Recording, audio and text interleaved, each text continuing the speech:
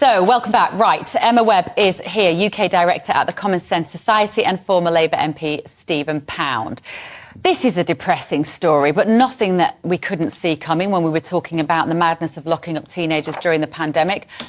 A surge in killing sprees by American teenagers. Juvenile crime had been falling across America for several decades, but federal data from 2020 show that killings committed by juveniles rose by 30% compared to the previous 12 months, and the pandemic is being blamed for this. Not really a surprise, is it, Emma? No, what I find interesting about this is the headline in the Times. It says, pandemic blamed for surging killing sprees. But is it the pandemic or is it the public health policies that America chose to implement? Well, sometimes they actually blame a virus for this. You have to draw the distinction, don't you, between what was the virus and what was the decision Because making. if it is the case that this is resulting from the fact that all of these young people have been locked inside and all of the consequences of that, then, of course, that's not the virus, that's not the pandemic, that's the way that the government has chosen to respond. Absolutely. But I do find this a curious story, and I'm not entirely sure what to make of it, because the idea of blaming the pandemic or blaming lockdown for these killing sprees sounds to me like not an excuse or a cop-out, but it doesn't sound like it could possibly be the full and real reason for this sudden rise. Of course, it might have some kind of impact on it, but they're obviously looking to find some kind of reason for why this has occurred. And I can imagine that, I mean, America is a very large place and different states responded in different ways to the pandemic. So I feel like this is probably not the full story. It raises the question but doesn't give us the answers as to why, doesn't it, really, Emma? You're so right. What do you think, Stephen? Absolute cobblers.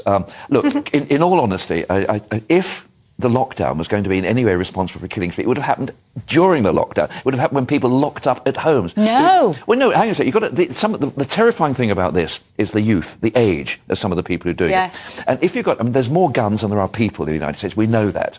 And so you've got some kid at home in lockdown. The pressure, I remember all too well. You know, people say, oh, God, I can't go out. And, you know, the divorces rose, family arguments happened. It was a terrible time during lockdown. You know, God alone knows what's happening in China. But certainly in London, it was awful. And so if somebody was actually going to go tonto and actually, you know, pull out a 9mm, they would have done it then. I simply don't see that there's a read across or a correlation here. But I tell you what it is. I mean, in this, it's saying that one of the leading prosecutors is saying that during COVID, without school being a constant kind of stabilising structure for many of our kids, that has helped to lead, unfortunately, to the rise in violent crime.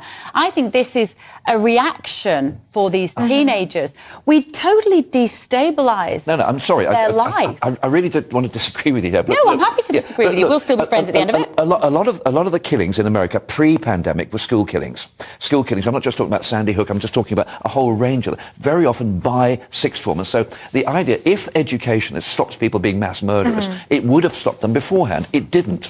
I think, though, that there is one aspect to this, which is that particularly with younger children, that the interpersonal aspect of the COVID policies, but also of the way that people respond to their peers when they're let loose back into their environment and how they relate to other people. Because just looking at these statistics, it's absolutely wild. According to this article, it says that there have been 39 mass shootings in this year alone. So I presume that is 2023, so far in January.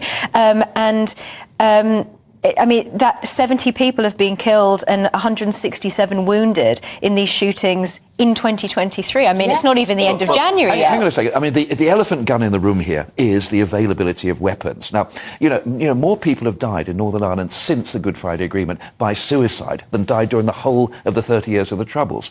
And in most cases, you know, we used to put down accidental discharge of weapons, because a lot of them were police officers and ex-military. But it was the availability of weapons. One of the reasons why farmers commit suicide is because they have shotguns. So it's the availability of weapons. Now, how on earth are you going to actually take away? You remember Charlton Heston's bumper sticker? It says, the only way you'll take away my gun is when you pry it from my cold, dead hands. Charlton Heston, Moses, you know, guns of Moses. I mean, it's outrageous. Well, hang on a minute. Looking at these figures, federal data from 2020 show that killings committed by juveniles rose by 30% compared to the previous year. So it was during the pandemic. It was 2020. But I was saying it was happening before maybe not at the same volume. 30%? That's huge. And this story in Virginia is a 6-year-old who's shot their 20 26-year-old teacher. So we're talking about this 6-year-old will have spent the majority of their life, of their sort of cognitively, the most formative period of their life will have been spent locked inside, and importantly,